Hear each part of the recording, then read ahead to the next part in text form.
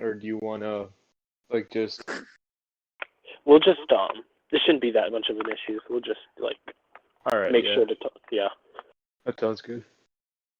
So the debate is on religion's contribution to us understanding and advancing morality, right? That also seemed like you were making a claim. Correct me if I'm wrong. That it had a net benefit to humanity and its progress. Not in humanity's progress in general, just in the moral sense. Oh, okay. So like Yeah. how it's helped us develop and understand morality. All right. Well, should I like start off? I'll just start off by stating my premise. I believe that religion as a whole, like the concept of religion and the ideas that like make up religion have helped humanity understand and advance our moral systems to the point where they are today, and that through like religious texts and stories and like some of their teachings we can like be able to break apart and understand certain moral beliefs better. That's where I'm standing on. Okay, yeah. So I guess I guess my opposition to that would probably be that when it comes to things like religion, a lot of the times it muddies the waters about where we necessarily get our morals from. So if you talk to somebody who's into religion, like 99% of the time, if they're basing their morals off of religion, they'll have some kind of, uh, let's say, moral realist kind of view on the world. I think that's a Right. very wrong view. I think that religion kind of props this up as, there's some kind of divine truth in the universe where there isn't necessarily one that can be demonstrated. So I think that it gives people a very wrong view on where they get their morals from. All right. Well, when you talk about people that use religion as like their basis of morality, we're generally talking about people that like follow the dogmatism that comes with religion.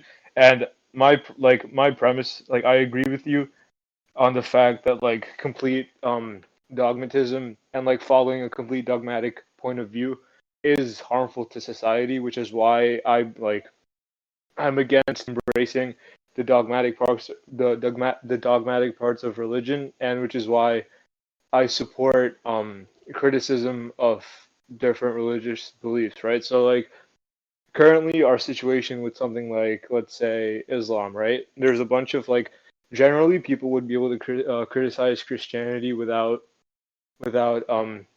getting targeted as someone that just hates Christians on the basis of them being Christian.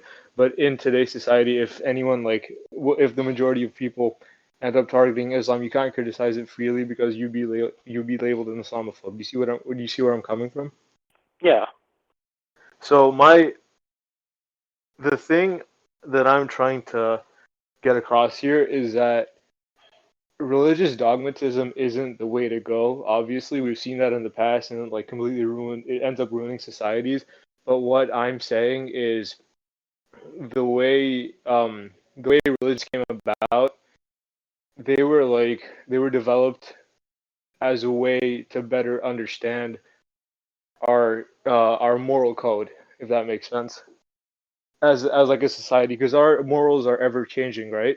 And we either take away stuff, we either deem stuff moral or immoral depending on our times, and like what time period we live in, right, and how advanced our society is.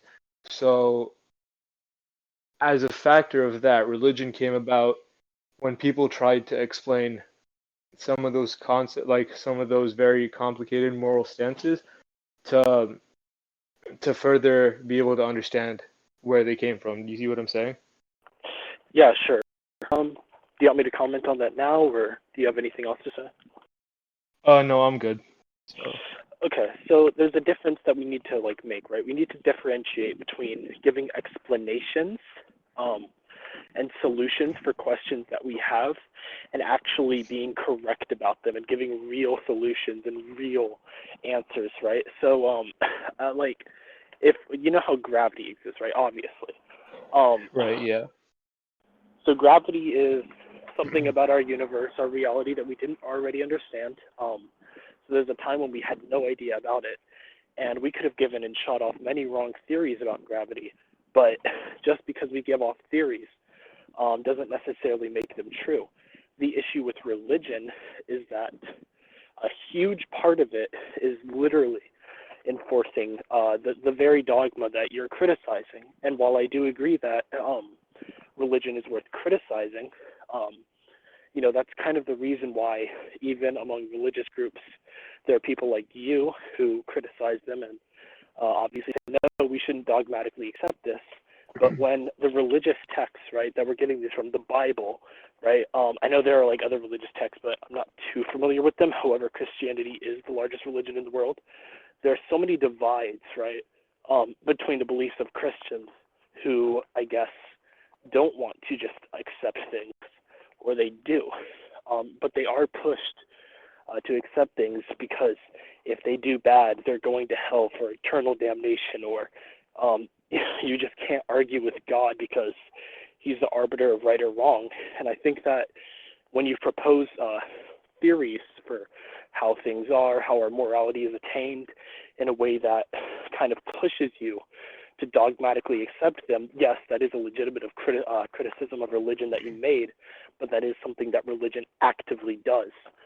And like people don't really understand where morals really come from if they're just pushed to accept it in like some kind of theory, right?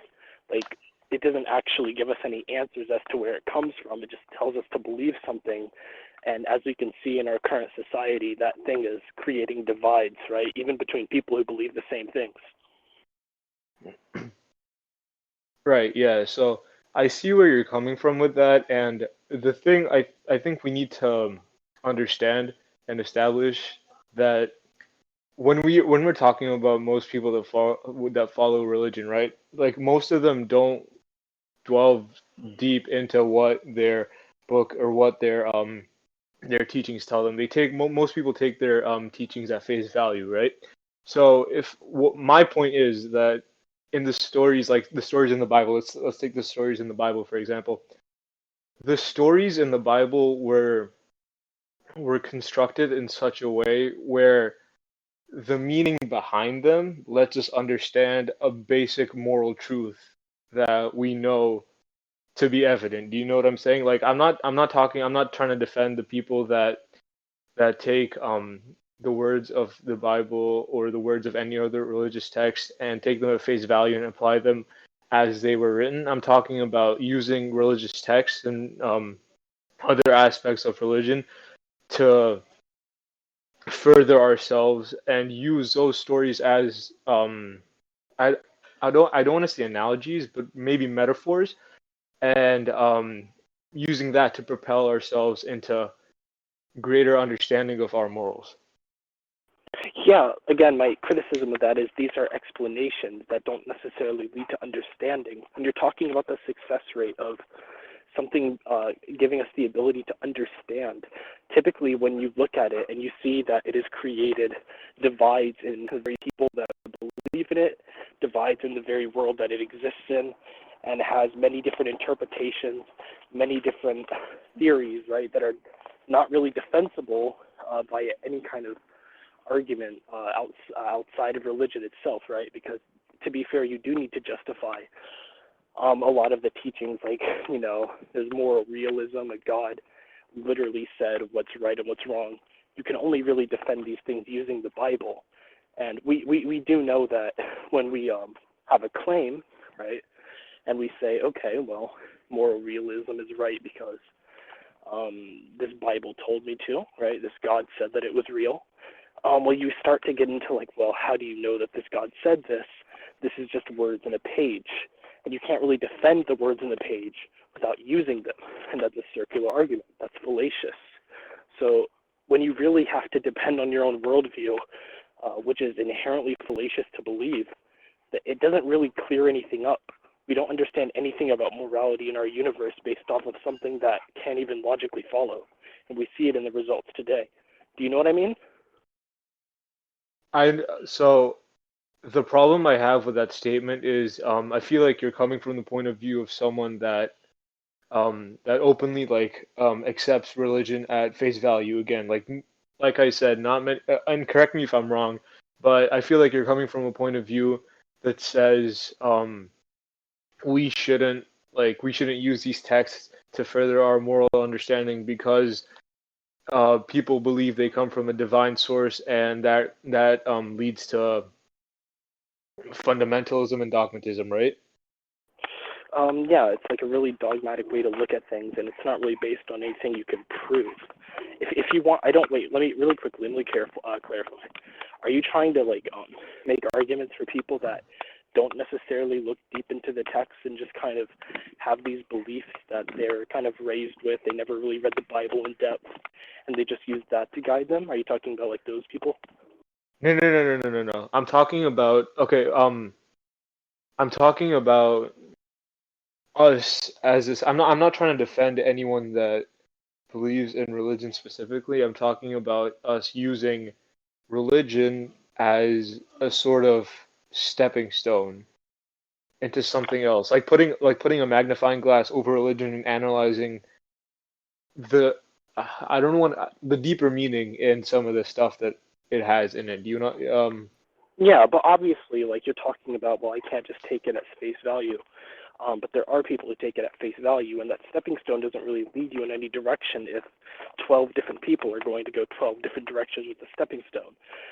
You look at these religions, especially with Christianity. Pardon, especially with Christianity, there's like many different forms and beliefs surrounding Christianity, which still like follow around the same basic principles, but they like divulge into many different things. You're never going to find anyone who believes the exact same things, even if they believe what is technically the same religion, right? So it's rather directionless when you kind of look at the results. Nobody really has any way to prove that they, I guess, are more enlightened by their religion than anybody else. So Okay, well, the thing about religion, right, is I agree with you on the point where religion has like almost an infinite number of interpretations. Like everyone interprets something differently, right? When it comes to religion, I think you might be misunderstanding my point here. I'm not trying to defend the people that use religion to justify stuff that they do or people that believe in religion as a whole. I'm trying to justify using religion not as like a belief system or the basis of morality, but like as something to kind of use to understand what we already have established. Like using okay. Wait. Let me cut yeah, you off no, right there. What do you mean? What do you mean already established? What do you mean by that? well, okay, so do you know what the meme theory is? You said the meme theory. Yeah. I don't. You should tell me. All right, let me look up a good definition. Um, for all right, yeah. So the meme theory basically states that it provides a term. Meme as a meme is a unit of cultural information that is spread by imitation. So what this theory suggests, right, is that as far back as when humans became conscious, right, and self-aware, we started observing each other more and more, and started seeing what worked and what didn't as like the kind of ground rules for society, right? So if you go as far back as like the first human civilizations, right, and the first religions, you'd see sacrifice was a big thing back then. Human sacrifice, animal sacrifice, child sacrifice, all that stuff, right? And the trend with sacrifice continues all the way through to modern religions today, right? And so it comes in different forms. Obviously, most modern religions today don't don't actively promote human sacrifice, but we can see people promoting stuff like animal sacrifice, and even on the like basis of religion, giving up worldly possessions for things in the afterlife, right? Sacrificing stuff here to have a better Yeah. So life when you die, right? So yeah. do you want to say anything, or can I Oh keep no, going? I was just saying yeah. All right, yeah.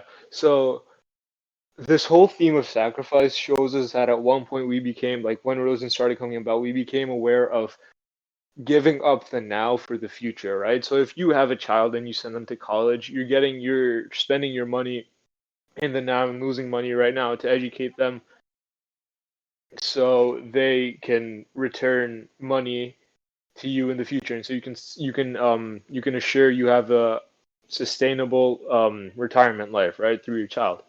So this this is one of the this is like one of the things, like as an example, this is one of the things we can learn from religion as like not a fundamental moral principle, but something that is worth noting. You know what I mean? Like if we completely like disregarded the idea of sacrifice for a better for something better in the future, then we wouldn't have a lot of the things that we have today. You know what I'm saying? Okay. So what this sounds to me like is some kind of understanding of tradition of things that used to happen and still do happen in some way. The issue with that is that like have an action, you can understand that an action occurred, right? You can understand why an action occurred. They sacrificed somebody because maybe they believe that showing sacrifice in the mortal realm would, I guess, enrich them in the heavens or whatever, right? But what like you're talking about teaching us about morality, right? I don't think that understanding a tradition or understanding why people did a tradition necessarily tells us anything about concepts of good or bad. So, like, the questions about morality are why, where does morality come from? Why do we have morality? What's good or bad? Moral relativism versus moral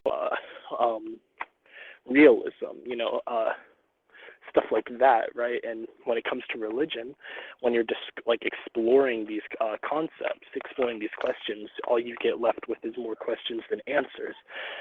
Because not only are the people who divulge in these things and believe in religion all coming out with different answers and interpretations, which just tells you that you can't really get anything out of it. You just get out of it um, what you, I guess, individually do, which doesn't really, on a broad sense, tell you any information. But you have like these, I guess, declarations of truth, right? That something is morally righteous or morally wrong objectively. A divine creator created these, and that's where morals come from. But you don't really actually get truths out of those. You just get statements. You just get examples. You don't actually get anything like tangible that you can, I guess, prove to be true, right? So like with these moral questions, you're not really actually getting answers.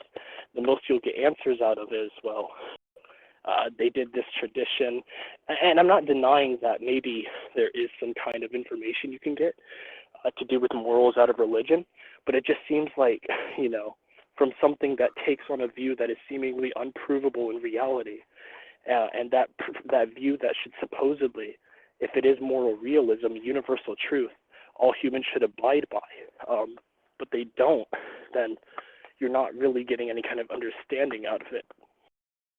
Well, then look at the moral belief of not having another human being without cause. That probably emanated from us trying to preserve ourselves and our civilizations Yeah, through not trying to needlessly kill, right? And yeah, but you so don't you my don't get. no no no the Go thing, ahead, sorry.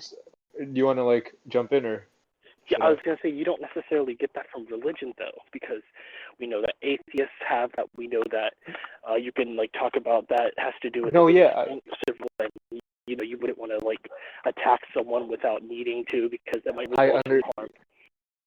yeah, I understand what you're saying, but my point is these morals that we're discussing, I'm not saying they came from religion. I'm saying using religion as a way to explain them is better for us to do, right? So But why? But why? what Because in order to like assign that it's better, right? You putting have. putting people putting these morals, like projecting them onto a story or something that you can tell people, so is a better way for us to understand it. So if someone came, let's say you had no moral compass, like you were a clean slate, right? You did not know what your morals were, and someone told you to just not kill anyone because it's not right. yeah, you wouldn't be getting that from religion. So like, here's Okay, my no, no, big would you like if someone if you had no understanding of religion, morals, or any sort of moral compass or any of that, and someone just came up and told you to not kill anyone because it wasn't right, would you try to look for an answer as to why it wasn't right, or would you just accept it? So you added religion to that and morals, even though I don't think you should have, because you don't need to have religious conceptions to know about morality. If somebody, I do think that this is actually how it works. Maybe not as simplified, but yes, can get morals from the people around them and the environment that they're growing up in. I didn't know anything about Christianity when I was growing up, and I was generally aware that, it's not right to hurt somebody. So, what my issue is, religion does give you answers, but you can't verify them. So, you would have to tell me, right? Well, how does religion have an answer for every single other religion? Because there are many, right? And any religion could be right. We can't verify any above the others, right? So, how do you verify above all other religions that this religion is right? How do you use religion to, you know, convince somebody that an atheist has no morals? Because clearly we know that they do. I don't think that you would dispute that. I guess if I were to attach an example to this, um, you know how uh, kids will have presents under the tree for Christmas, Right. and the explanation for this, because they're curious as to why, is, well, a magical fat dude comes down the chimney and lays them under the tree. But that's not actually giving them a better idea of how reality is, because we know that that's untrue. So similarly, right, if we don't have any answers that are verifiable, then they're just guesses, and they're comparable to a child imagining some kind of fantasy creature to fill in the gaps of our knowledge. All right, yeah. I see where you're coming from, and I feel like okay, so the discussion that we're having right now is going to get a lot trickier if we don't take a step back and find some common ground first. So can we can we discuss can we agree on the fact that humans try to move from the ultimate bad to the ultimate good in What do you on the terms of morality. So let's imagine the ultimate bad as being a place um physically, emotionally, and mentally where you suffer to the highest extent of your being for every single day of your life until you die, right? And the moral good being a comfortable place where you can have all the things we consider virtuous and good morally and all the things we consider good physically, right? Would All you right. agree that we're trying to move from the absolute bad to the absolute good? Yeah, I'd say people generally want to move towards good for them. Wait. Just really quickly, I don't think Yeah. you are, but I want to make this clear. When you say absolute good, are you still recognizing that what's absolutely good for somebody else might not be absolutely good for another? Well, there are some themes. So I'm just talking about what people feel like they're good. They're Yeah, always yeah, trying to yeah, move from what feel like they're what they yeah, feel like is bad to what they feel like is good, right? yeah. There are common themes. Um, Yeah. that is actually another issue with like the argument you would be trying to make, is that you would be trying to propose a solution or kind of equation for like a reality in which, you know, theoretically what's morally just or something good for somebody else isn't always the same for another. It would seem really weird to think there's some kind of universal, I guess, good for everybody. Well, no, I mean, so the point I'm trying to make here is like trying to outline what propels us to do certain actions that we perceive as like being good. You know what I mean? Like trying to move across a theoretical line from like the bad to the good, right? And every person might have like a different view of what the bad and the good is, but ultimately they're still bad and good, right? Um, I guess, sure. Okay, so if you look at religion, like the whole theme of religion is trying to move away from the bad and going to the good, right? And like if you that's the whole theme of religion, going to the good, the ultimate good, which could be heaven or Well, God not or necessarily. There's a lot of religions out there that require the harm of somebody, um, and although they sometimes have rewards at the end as promised, a lot of them do just literally harm the people in them. The most common, of course, being cults and extremist groups. Those would be religions that kind of break that mold. right, yeah. So, let's I gotta think about this for a second. Okay. So, on this subject of what would you say is bad per se? Are you asking me as like a person, or asking me to like get As like to universally as bad? as like morally, what would you say is bad? That Okay, a so theme that we can all accept. I don't think I can give you one because because I'm a consequentialist, my theme might not be the same as someone who's strictly act utilitarian or somebody who's strictly deontologist, right? I can't give you some kind of universal theme. Right. So, what would you say you conceive as bad? Okay, so for me, mine would be an action which results in the negative well-being of a person. But like even that's really tricky because um, I guess most people would consider it bad to get full like punched or whatever, but like other people might get turned on by it or something. Like there's like some really weird shit out there. Okay, so I'm trying to I'm not trying to backtrack here, but so going from bad to good is what we perceive as like doing the morally right thing Yeah, and on the correct basis me. of morals, right?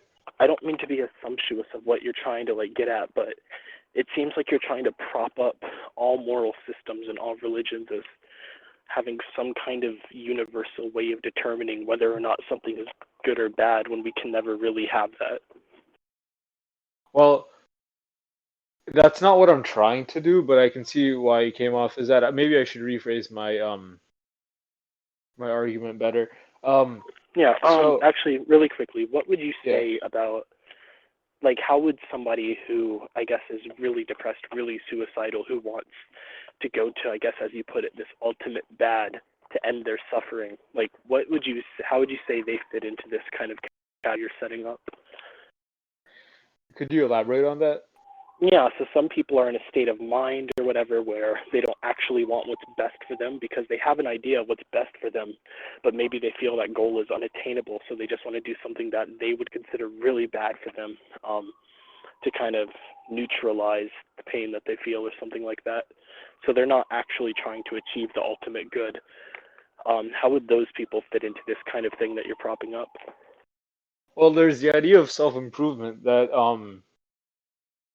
people can use as like a stepping stone to getting to that ultimate good. If people like that recognize that there's stuff that they can do to sort of like lift them out of what they perceive as like this absolute bad, right?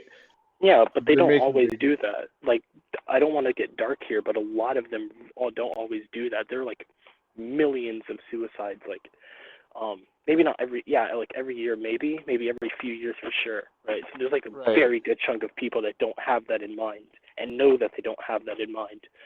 So I would say that, if you're trying to push this as some kind of like universal goal or mindset that people have with their morality, that's just not true. Well, I mean, for them, they would perceive the ultimate good as them leaving the ultimate bad, right? Well, no, not necessarily. So let's say, because I don't want to use myself as like an example, but I won't get too specified. So I guess if I were to be, or when I was in a situation like that, I knew that these things would make me happy, and I knew that I guess what my ultimate good would be, but that wasn't my goal because I thought that the and a lot of people do think that um, the pain and I guess the bad that they feel is so tremendous that the ultimate good is just either not worth it or out of reach, and those people don't always change their minds. So like those types of people, I don't think fit into this equation. Well, I still think that what you perceive, like like you said, this entire the concept of ultimate bad and ultimate good are subjective to the person. And in that case, I still believe that wanting to stop feeling the ultimate bad could be a way, it could be the way the person looks at the ultimate good. Like they can acknowledge um the kind of, I don't want to say objective, but what they perceive to be uh thing the objective thing that explains ultimate good. So stuff like happiness, family, Yeah, virtue, and all that stuff, right? But for them, what they want the most and like what they perceive as the best way to get out of something is just like ending it, right? Just to stop feeling completely. yeah. So actually, I'm going to use like a less extreme example, and I'm going to tie it back to this one so that I can kind of get us on the same page. This one applies more to most Okay. people, but like maybe a lot of people think that the ultimate good, as they might put it, is being a millionaire or maybe even a billionaire, having a lavish life, having a beautiful wife and family, stuff like that. I feel like a lot more people could connect to that, but Right. um, maybe those things aren't realistic. So instead of the ultimate good, they have goals that are beneath that, but still make them happy. So what I'm insinuating is that people could still have a sense of ultimate good, what would ultimately make them the happiest, right? But that's not necessarily what they aim for. Um, you can call it the ultimate good. Sorry, you could call it the best good possible for the goals that they're trying to achieve because they're more realistic, but there's a difference between what somebody thinks will maximize their well being and what they think they can achieve. And the same kind of applies to the first example. So I don't necessarily think that what you're saying is true, that everybody wants to bring about their ultimate good necessarily. Yes, yes. I like what you said there. The point about everyone bringing out their maximum well-being. Yeah, so I think it's better if we use that as like the standard of what people want. In a sense, like I'm trying to the ultimate good, at least the way I'm trying to phrase it, isn't something that's like physically like achievable. You know what I mean? Like you're not gonna have everything good that you want, Yeah, but the way that you're getting there and the way that you're making yourself happier, just like maximizing your well-being, is like the whole point of having is the whole point of abiding by, I don't want to say a good moral code, but like just doing what you perceive as good to get to that point and making yourself comfortable, right? And maximizing your well-being. yeah. So, but on the same note, a lot of people do strive to maximize their well-being and literally won't stop. So, a good example of this, I think, is those countries you can think of, I guess, World War II era nations or World War One era nations who were like propping up this idea that dying for the country is the greatest good you can do. And a lot of people did do that. And a lot of people actively snuck into the military when they weren't allowed to do that. So I think both people exist. And I think that when you have religion, which tries to define things as, you know, there's something universal that people want, something universal that's good, something universal that people can agree on or do. I think ideas like that and the way that they're dogmatically accepted don't necessarily accurately reflect on the truth of reality and how people actually function and what's provable in our world is kind of my argument. Okay, so again, that's like we said, but that brings us back to the issue of this being subjective, right? So what one person might see as morally, like ultimately good, right, wouldn't be what the other person sees. And each person is striving for something else. So the journey that they take is different, and the points that they feel like they are the most comfortable with in that journey are also different. So let's say you take someone with someone that wants to be an engineer and make six figures, and someone that wants to be an author and just wants to publish their book, right? The Yeah, person sure. the person that wants to strive to be an engineer and make six figures would actively like devote themselves to getting their engineering degree and making those six figures, right? While the author would devote themselves to writing their book and publishing their book, right? And so let's say the engineer gets his degree but doesn't make six figures. Instead, they make around, let's say, $95,000, right? And the author ends up becoming a best-selling author and they earn six figures from their book sales, right? Have they both have since they didn't meet the criteria of their ultimate good, are they both unhappy? They're not unhappy. They're just not. No, I guess it depends. So somebody, I don't want to be that guy. I would say that a lot of the time they would be happy with that, but there's also a lot of people who are really, really upset when they don't meet a goal, even if it's like unreachable or even if they came really close to it and they're well off anyway. But I get the point that you're trying to make, and I would say that a lot of people would probably be content in that. Um, Actually, I kind of want to end this somewhat soon, but can I ask you a question? Yeah, sure, shoot. Okay, so you would agree that a lot of religious texts and principles that are preached everywhere have very strict, specific guidelines on how to live your life, right? The dogmas, yes. Yeah. Yeah, but do you honestly believe that most people are abiding by those 100%? Everybody who, or even most people who believe they shouldn't swear. Most people who believe they shouldn't have premarital sex might have premarital sex. Like a lot of people are not going by these principles that have kind of been hammered into their head. No, of course not. So that's okay. Yeah, I want to see where you're going with this before I make my claim. Continue. Yeah, so when you're being preached to something about like moral realism, because that's what this is. This is moral realism, right? Um, Hmm.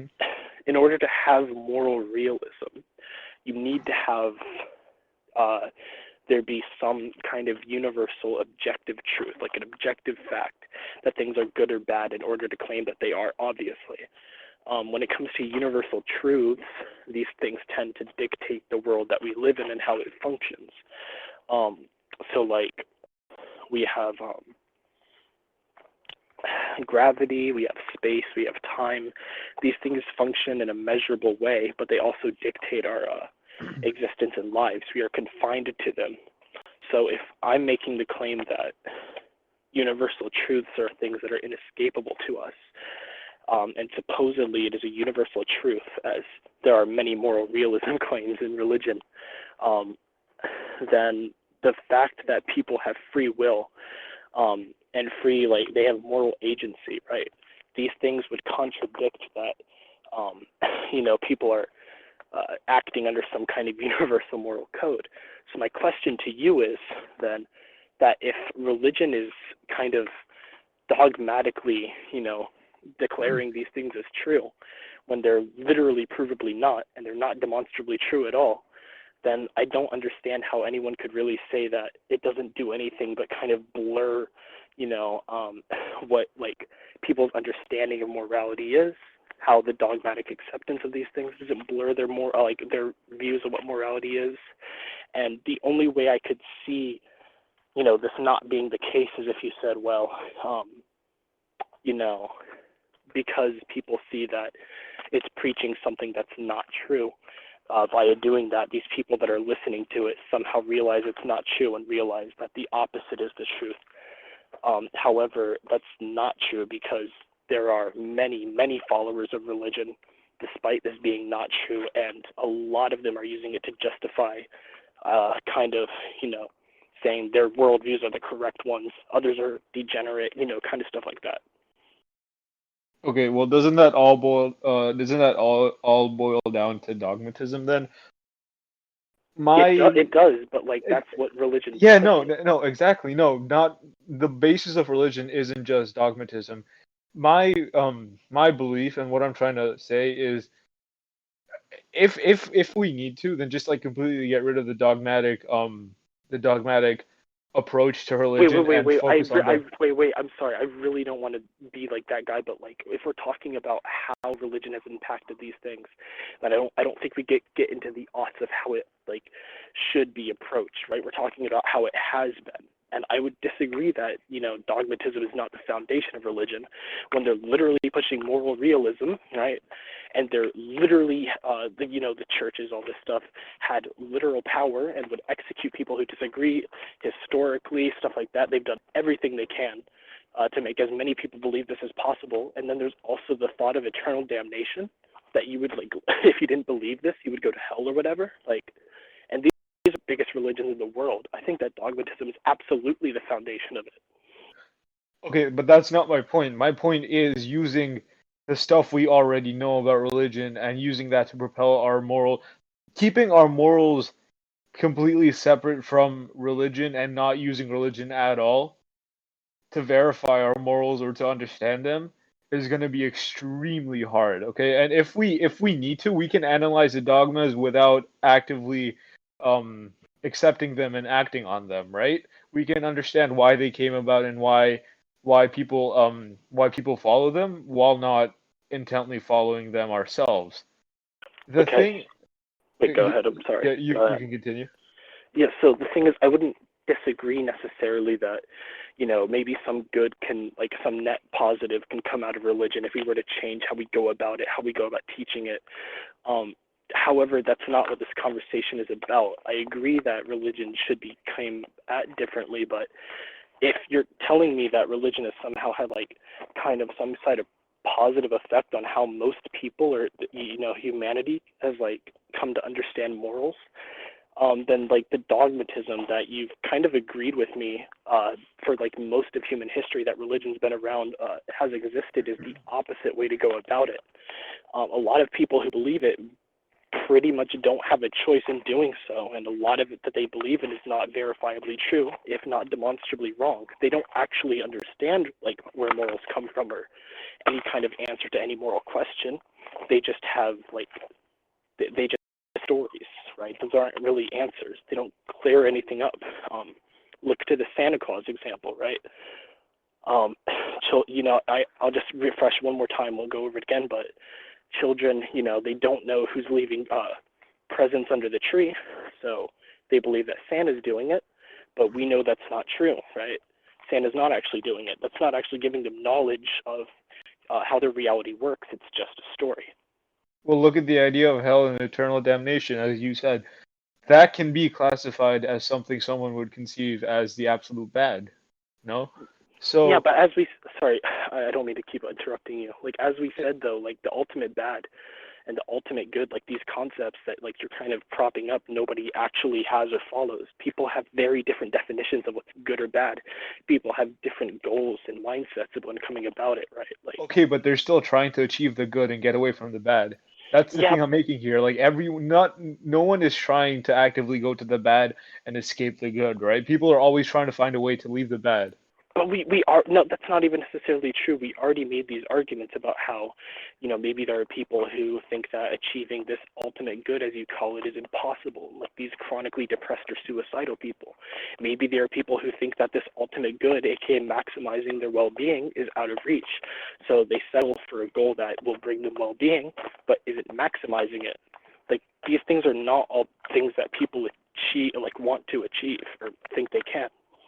I mean, we went over that already. In the case of someone that that doesn't think they can achieve the ultimate good, they can still think that ultimate good is what they believe objectively is good, but want to achieve something else, Yeah, right? but you're conflating what's good for them and that, like, what's good for them that they think is attainable with what will maximize their well-being. Somebody who's suicidal may think that what's good for them at that time, right, is to No, kill I themselves. But stated I that's st- not wait I I that's not stated. Okay, but you go first. that's not their maximum good. Their maximum well-being would to be not suicidal. It would be to be happy, to attain what they want to have. But they don't always do that. People will settle. Okay, that can be what they conceive as absolute good, but I already said that some people will go in another direction in a way to like alleviate the ultimate bad, right? So with people committing suicide instead of trying to seek help or trying to attain happiness and like completely break off from from feeling suicidal, that's still that's the way they perceive, and that's what they perceive would make them the like the I don't want to say the happiest because that's not true, but that would maximize their well-being. Okay, hold on. What we Let me ask you a question. All right, yeah. Let's say that I have a test and I want to pass the test. But let's say that I'm not very smart and I haven't studied. The best that I can really get is a C. So I go for that C and I get it, and that improves my well-being, right? So that's an example, right? Because a C isn't the best I can get, and 100 is like the maximum. That would be the best well-being for me, right? But I don't get it. Okay. Well, what are you getting to here? Yeah. So people are going for a C because they don't think they can get in 100. That's an example of people who are not trying to maximize their well-being. Well, they're still trying to, so eventually they want to get to that 100, no? If you're getting a Not if you're necessarily. Like somebody with dreams doesn't eventually think or want to get there. I mean, people do what they do to further themselves to reach their goals. That's Dude, I think I would be really happy if I had super strength, I could fly, and I looked like Superman, right? I can think that I'd be really happy with that. But I'm never going to want to attain that goal because I don't think it's feasible, right? So I'm going to go for something less than that. Like, that's an example. Well, that's the point of making realistic expectations for yourself. Yeah, That's but you're the conflating realistic expectations with maximum good, which it isn't. what is Maximum. okay, so what's conceived as your ultimate good is what brings you the is what okay, let's say it's what brings you the most well-being, right? You're gonna try and actively put yourself in a position where you want to feel the best that you can feel. And if you find something that's higher than your current situation that makes you feel better, you're gonna go attain that, okay? Yeah, but not You always. You could just you realize that say you never will. Okay, but you're gonna still try to look for something else then after. Humans are never gonna settle for if you reach a point in your life, you're not gonna say, "Oh, I'm done." You're still gonna keep looking for places that you can go that would further heighten the way like the good feelings that you have, right? So if you set an unrealistic goal for yourself, you're probably gonna say, "Oh yeah, that's not attainable." You're gonna dumb it down to something that can actually be achieved, right? And when you reach that goal, you're gonna try and look for something else that you can go up to. Yeah, but that's still just achieving goals that don't necessarily maximize my well-being the way I want to.